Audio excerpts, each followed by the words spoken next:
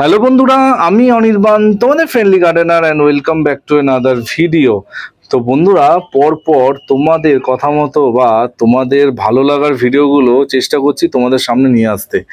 আজকেও কিন্তু সেরকমই একটা ভিডিও, যেটা তোমাদের মধ্যে অনেকে আমাকে রিকোয়েস্ট করেছিলে, অনেকে জানতে চেয়েছিলে, সেই রকম ভিডিও নিয়ে কিন্তু চলে এসেছি।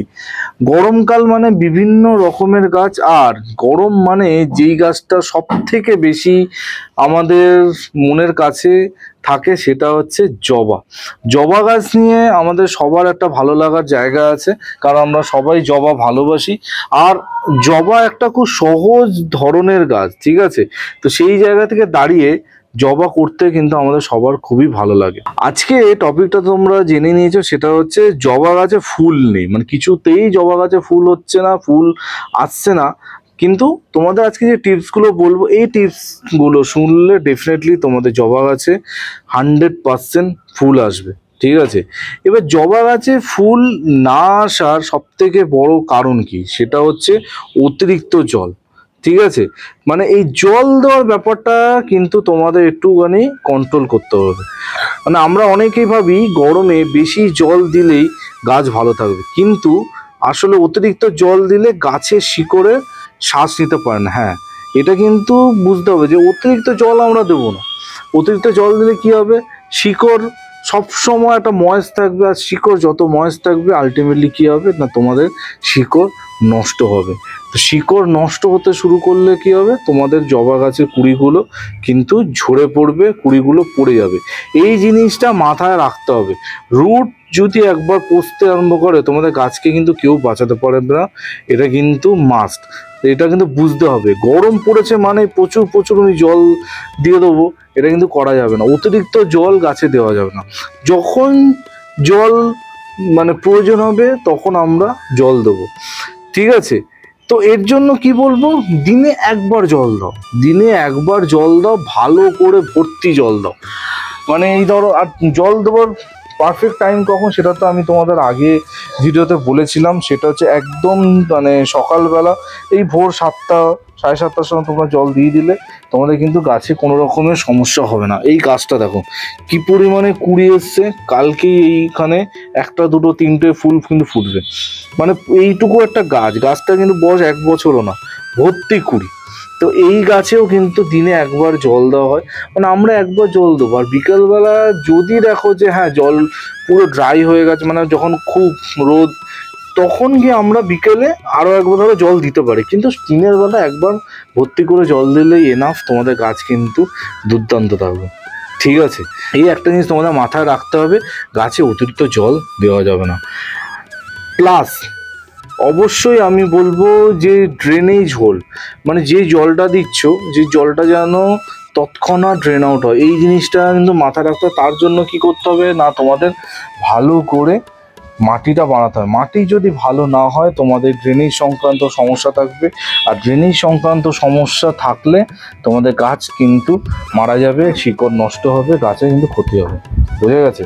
তো এই জিনিসগুলো যদি তোমরা ভালো করে বুঝে চলো, ডেফিনেটলি তোমাদের কুড়ি ঝরা বা ফুল না আসা সমস্যাটা অনেকাংশে কম হতে থাকবে, ঠিক আছে?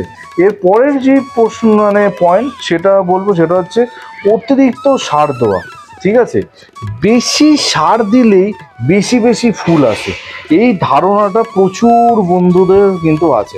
মানে বেশি সার দিলে প্রচুর ফুল আসবে, এটা এইখান থেকে কিন্তু বেরোতে হবে। অতিরিক্ত সার কখনোই আমরা গাছে প্রয়োগ করব না। অতিরিক্ত সার গাছে দিলেই কিন্তু হয়ে যাবে গন্ডগোল। বিশেষ করে নাইট্রোজেন জনিত সার, যদি নাইট্রোজেন খাবার বেশি দিতে থাকো, মানে ধরো সর্ষের খোলের জল, মানে প্রতি সপ্তাহে তুমি নাইট্রোজেন খাবার দিচ্ছ, তার জন্য কী হবে না, তোমাদের আলটিমেটলি গাছে পাতার সংখ্যা প্রচুর বেড়ে যাবে। এবার গাছে যত বেশি পাতা হবে, ফুলের সংখ্যা কমে যাবে। বোঝা গেছে?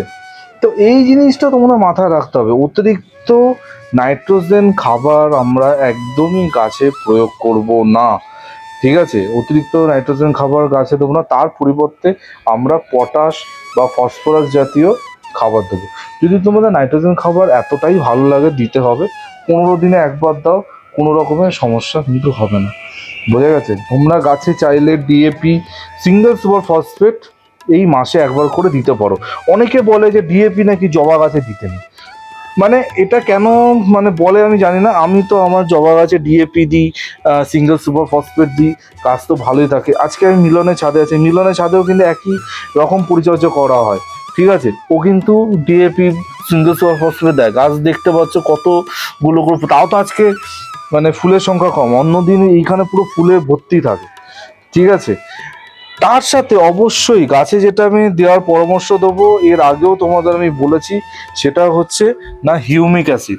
হিউমিক অ্যাসিড অবশ্যই গাছে প্রয়োগ করতে হবে। হিউমিক অ্যাসিড গাছে প্রয়োগ না করলে তোমাদের গাছের যে আসল রূপ সেটা কিন্তু বাইরে আসবে না, ঠিক আছে। হিউমিক অ্যাসিড দিলে কী হবে না শিকড় বৃদ্ধি পাবে, আর একটা গাছে যত বেশি পরিমাণে শিকড় বৃদ্ধি হবে একটা জিনিস জানবে যে তোমাদের গাছটা কিন্তু তত সুন্দর হবে। তো হিউমিক অ্যাসিড অবশ্যই জবা গাছে প্রতি 15 থেকে 20 দিনে একবার করে দেবে। যার কাছে যেরকম হিউমিক অ্যাসিড আছে তোমাদের গাছের চেহারা, গাছের রূপ পাল্টে যাবে, গাছে কিন্তু প্রচুর পরিমাণে ফুল আসবে। আর আজকে শেষ পয়েন্ট যেটার জন্য মানে অধিকাংশ ক্ষেত্রে জবা গাছে ফুল আসে না বা ফুল হয় না, সেটা হচ্ছে না সানলাইট। একটা ভালো জবা গাছ করতে গেলে অন্তত 5 থেকে 6 ঘন্টা ডাইরেক্ট সানলাইট প্রয়োজন। ওই পরিমাণ সানলাইট যদি তোমাদের জবা গাছে না আসে, তোমাদের গাছ কিন্তু কখনোই ভালো হবে না, কখনোই সুন্দর হবে না। তো যদি তোমাদের বাগানে সানলাইট কম আসছে বা যেখানে তুমি গাছ রেখেছো সেখানে সানলাইট কম আসছে, অবশ্যই বলবো তোমরা কিন্তু এমন জায়গায় গাছ থেকে শিফট করো যেখানে প্রচুর পরিমাণে সানলাইট তোমরা পাচ্ছ, সেই রকম জায়গায় কিন্তু জবা গাছগুলোকে নিয়ে যাও। ডেফিনেটলি তোমাদের গাছে একটা পরিবর্তন, একটা চেঞ্জেস দেখতে পাবে, গাছ কিন্তু সুন্দর থাকবে। মানে গাছে যদি ভালো পরিমাণে সানলাইট না পড়ে কখনোই কিন্তু গাছটা ভালো জায়গায় যাবে না, এইটা তোমাদের মাথায় রাখতে হবে, ঠিক আছে। অতিরিক্ত ছাওয়া জায়গায় যদি গাছটা রাখো তাহলে কি হবে, পাতা দিকে ফ্যাকাশে হয়ে যাবে, হলুদ হয়ে যাবে, মানে কুড়িগুলো ঝরে যাবে, এই জিনিসগুলো তোমরা লক্ষ্য করবে। তো এমন জায়গায় টবটা রাখো যেখানে প্রচুর রোদ আসে, আর মাঝে মাঝে টবগুলোকে শিফট করো, মানে একই জায়গায় টব সবসময় রেখে দেবে না, একটুখানি ডান দিক বাঁ দিক একটুখানি এদিক ওদিক করবে, তাহলে কি হবে তোমাদের জবা গাছ কিন্তু সুন্দর থাকবে, ভালো থাকবে। এই জায়গাটা দেখো, এখানে কিন্তু প্রচুর রোদ আসে, মানে সারাদিন রোদ পড়ে, গাছগুলো তাই জন্য এত ভালো আছে, গাছে কিন্তু এত কুড়ি আছে। এইটাই যদি একটা মানে একটা ছাওয়া জায়গা হতো সেরকম কিন্তু ভালো কুড়ি আসতো না, বোঝা গেছে। এইটা হচ্ছে একটা অন্যতম গুরুত্বপূর্ণ পয়েন্ট যেটা অবশ্যই মাথায় রাখবে। আর যেতে যেতে কিছু বোনাস টিপস যেটা অবশ্যই তোমাদের বলবো ফলো করতে, তার অন্যতম 1 নম্বর হচ্ছে সেটা হচ্ছে গাছে পেস্টিসাইড মানে অন্তত মাসে 2 বার স্প্রে করার চেষ্টা করবে। আমি জানি সপ্তাহে 1 দিন করে দিলে ভালো, কিন্তু অনেক বন্ধু আছে যাদের সময়ের অভাব হয়, তো আমি বলবো মাসে 2 বার অন্তত গাছে পেস্টিসাইড স্প্রে করো। ডেফিনেটলি তোমাদের গাছ কিন্তু সুন্দর থাকবে, গাছ কিন্তু ভালো থাকবে। গাছে শুকনো পাতা রাখা যাবে না, গাছে কখনোই কোনো শুকনো পাতা রাখবে না। শুকনো পাতা রাখলেই কিন্তু তোমাদের গাছে সেটা মানে খারাপ একটা ইন্ডিকেশন হবে, গাছকে কিন্তু মানে এনার্জিটা ভুল দিকে চ্যানেল করে, ঠিক আছে। গাছে কোনো শুকনো পাতা রাখবে না। আর অবশ্যই আমি যেটা বলবো সেটা হচ্ছে MgSO4 ম্যাগনেসিয়াম সালফেট বা অ্যাপসাম সল্ট, যেটা প্রতি মাসে চেষ্টা করবে অন্তত 1 বার দেওয়া। আর 1 বার অবশ্যই মাইক্রোনিউট্রেন যেটা আছে তোমার কাছে, মাইক্রোনিউট্রেন দেওয়ার চেষ্টা করবে মাসে 1 বার, 2 বার দিলে ভালো, কিন্তু 1 বার দেওয়ার 100% ট্রাই করবে। ডেফিনেটলি তোমার গাছ সুন্দর থাকবে, গাছ ভালো থাকবে, গাছ নিয়ে কোনো রকমের সমস্যা হবে না। এই পয়েন্টগুলো আজকে যেগুলো বললাম এইগুলো যদি তুমি শুনে চলো, আমি মনে করি আর কোনো সমস্যা তোমার গাছে হওয়ার কথা না, ঠিক আছে। এরপরেও যদি তোমাদের কোনো রকমের সমস্যা থাকে তো অবশ্যই আমাকে কমেন্ট করতে ভুলো না। 3টে সবথেকে বড় ভুল যেগুলো তোমরা করে ফেলছো ইদানিং, তো সেগুলো নিয়ে আজকে আলোচনা করলাম। আর এই ভুলগুলো কি তুমিও করছো, অবশ্যই রেকটিফাই করো নিজেকে, এই ভুলগুলোকে সঠিক করে তোলো, ঠিক আছে। এই ভুলগুলো কিন্তু করা যাবে না, যদি ভালো জবা গাছ করতে হয় এই ভুলগুলো একদমই করা যাবে না, এই জিনিসটা অবশ্যই মাথায় রেখো, ঠিক আছে। তো এই বলে আজকে ভিডিওটা এখানে এন্ড করছি। আমার ফোন নাম্বার স্ক্রিনের মধ্যে তোমরা দেখতে পাচ্ছ, যদি প্রয়োজন পড়ে তো অবশ্যই আমার সাথে যোগাযোগ করতে পারো। ঠিক আছে, কালকে ঠিক সকাল 11টায় আবার অনির্বাণ চলে আসবে নতুন ভিডিওর সাথে। টিল দেন সবাই ভালো থেকো আর সবুজে থেকো, ততক্ষণের জন্য বাই বাই।